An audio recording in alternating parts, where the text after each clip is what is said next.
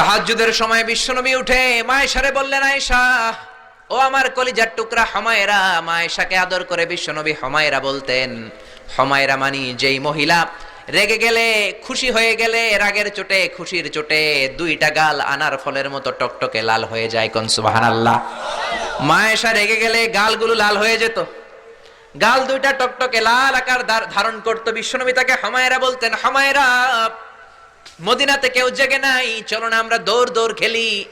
মায়েশা মহা খুশি, কারণ সব বিবিরাই চায় স্বামীরা একটু রোমান্টিক হোক। কোন ঠিক কিনা? সব বিবিরাই চাক স্বামী আমার দিকে স্পেশাল নজর দেখ। সব বিবিরা চায় স্বামী আমাকে নিয়ে পারলে একটু রেস্টুরেন্টে ঘুরতে যাক, স্বামীরা পারলে আমারে একটু বেড়াতে নিয়ে যাক। এরকম আবদার বিবিদের কাছে আছে না নাই? কিন্তু এমন অনেক স্বামী খুঁজে পাবেন বছরের পর বছর যায় বিবিরে সালামও দেয় না, আছে না নাই? খিটখিটে মেজাজ, মেজাজ দেখায়, ধমক দেয়, আবার যৌতুকের জন্য পিটায়, আছে না নাই? জোরে বলেন, আছে না নাই? শয়তান দিল যৌতুক, কোরআন দিয়েছে মোহর। আমরা এখন মোহর ছেড়ে দিয়ে যৌতুকের পেছনে হাঁটি। জোরে বলেন ঠিক কিনা? যৌতুকের চেয়ে জঘন্য অপরাধ সমাজে নাই।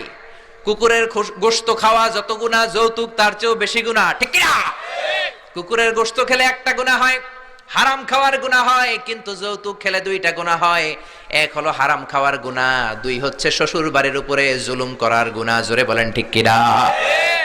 মায়েশা বললেন, ইয়া রাসূলুল্লাহ আমি দৌড়াদৌড়িতে রাজি।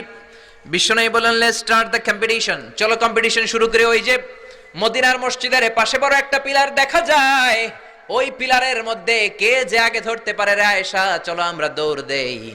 বিশ্বনবী বললেন, ওয়াহিদ ইসনাইনি তালাতা, 1 2 3 লেটস গো, চলো দেই দৌড়।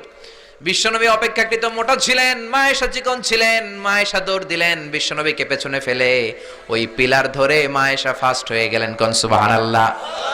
মায়েশা মহা খুশি, খিলখিলিয়ে হাসছেন। বিশ্বনবী মুচকি হাসতেন। আমার নবী কখনো খিলখিলিয়ে হাসেন নাই।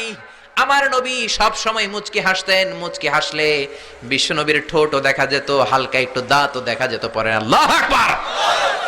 সব সময় তিনি তাবাসসুম পছন্দ করতেন। বিশ্বনবী বললেন, ঠিক আছে, আনতিল ফাইজা, তুমি বিজয়ী হয়েছো। তার ঠিক 6 বছরের পরের ঘটনা। এই 6 বছরের ব্যবধানে মায়েশার আগের মতো চিকন নাই, মায়েশারে মোটা বানিয়ে দিয়েছে কে? আবার 6 বছরের পরে বিশ্বনবী তাহাজ্জুদের সময় উঠলেন, মায়েশারে ডেকে বললেন, আয়েশা মদিনার কোন লোক জেগে নাই, সবাই ঘুমিয়ে আছে, চলো আজকে রাতেও দৌড় দৌড় খেলি। মায়েশা বললেন, আমি রাজি, চলেন শুরু করে দেই। বিশ্বনবী আবার ওই জায়গায় যেয়ে দাঁড়ালেন, বললেন, ওই যে মসজিদে নববীর পিলার দেখা যায়, কে কার আগে পিলার ধরতে পারে, রেডি, আমরা শুরু করে দেই।